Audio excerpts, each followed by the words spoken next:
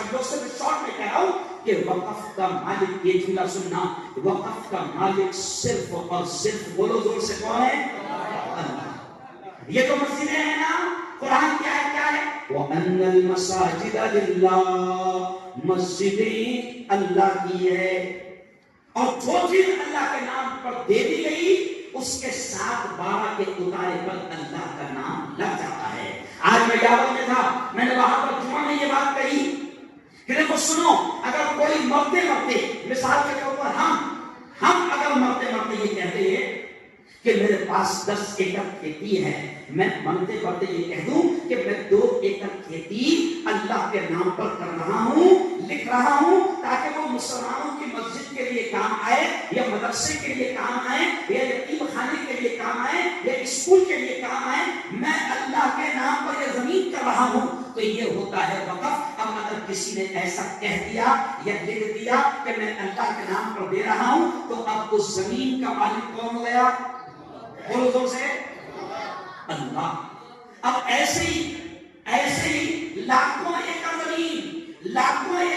ये जुमला सुना, लाखों एकड़ जमीन हमारे पूर्वजों ने, हमारे बाप दादा ने, हमारे असलाफ ने, हमारे बुजुर्गों ने, हमारे बड़े बुढ़ों ने, लाखों एकड़ जमीन हमारे मुसलमानों के विकास के लिए बाकायदा दान करके गई है, अल्लाह के नाम पर देकर है, लाखों एकड़ जमीन। अब कुछ गलतियां साहब हमसे भी हुई है। कल एक साहब ने, वो जो कौन सा, जो कलेक्टर बंगले के बाजू में जो गार्डन है, हाँ, हरुचा उद्यान, मैं वहां पर जाता हूं, तो कल एक साहब ने मुझे वहां पर बाहर पकड़ लिया और कहा कि मुफ्ती साहब, ये इनकी नजर क्यों पड़ गई इस जमीनों पर? तो मैंने कहा तू सोच क्यों पड़ी, तू जवाब दे। तो उसका कुछ साले अंदाज में बोला कि अपने बाप दादा ने वो जो जमीना थी उनको अवहेलना नहीं, सुना क्या नहीं करे, अवहेलनी नाम पे नहीं करे, उसका सही इस्तेमाल नहीं करे। ये जुमला सुनो, अगर वो औकाफ की जमीनें हमारे बाप दादा अगर उन पर मदरसे बना देते, यतीम खाने बना देते, कॉलेज बना देते, स्कूल बना देते, कसम अल्लाह की खाकर कह रहा हूं कि इन चोरों की नजर पड़ती नहीं, क्योंकि जो जमीन खाली रहती तो अपन भी वहां अपने रखते कि नहीं रखते? अरे बोलो, मैंने आज कहा खट्टी रात्रि में मेरा बयान था, तो मैंने खट्टियों भाइयों को समझा कर रहा, मतलब अपने तकरीबन 70% कपड़े कहा रखे, जहां खाली जगह नहीं डाल। तो अब इन चोरों को जो खाली जमीनें नजर आई और हमारी दरगाहों की, अल्लाह के वलियों के नाम पर जो बुजुर्गों ने छोड़ा था, हजारों लाखों एकड़ जमीनें हैं, मस्जिदों के नाम पर हजारों लाखों एकड़ जमीनें हैं, अब इस तमाम जमीनों पर इन चोरों की नजर पड़ी और इन्होंने क्या सोचा, और मसला क्या हुआ कि इन्होंने ट्रेनें बेच दिया, इन्होंने प्लेटफॉर्म बेच दिया, इन्होंने हवाई अड्डे बेच दिया,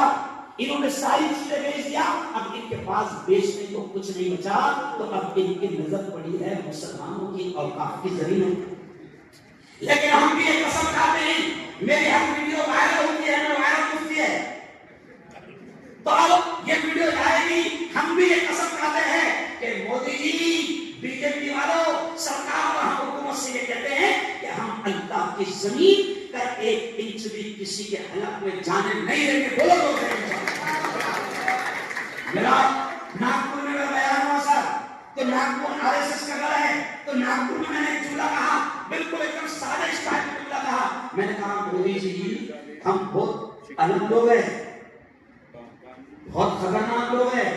और इतने खतरनाक, मैंने मिसाल देकर बोला कि हम इतने खतरनाक है मोदी जी कि शक्कर भाई भी एक बिल्लास अगर घुस गया तो उसको छोड़ देंगे हम। अब शेखुर में एक जुमला बोला मैंने साहब,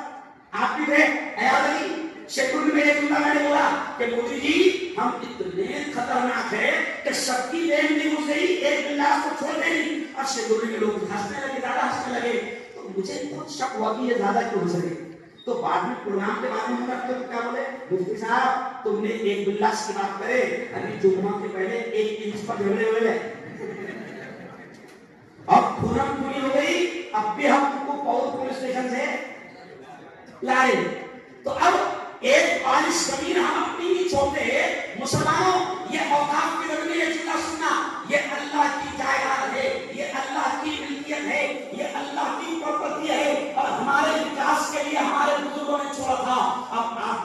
میری سب کی ذمہ داری ہے، جملہ سنا، آپ کی اور میری سب کی ذمہ داری ہے کہ ہم اللہ کی جائیداد اور اللہ کی پراپرٹی کی حفاظت کے لیے اگر وقت پڑا تو انشاءاللہ اپنی جانیں قربان کریں گے،